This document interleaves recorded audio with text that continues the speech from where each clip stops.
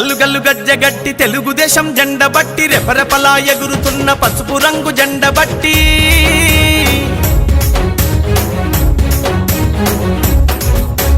నందమూరి ఆశయాల వారసులై వెలిగినారు పలనాటి పౌరుషాల ప్రతీకలై కదిలినారు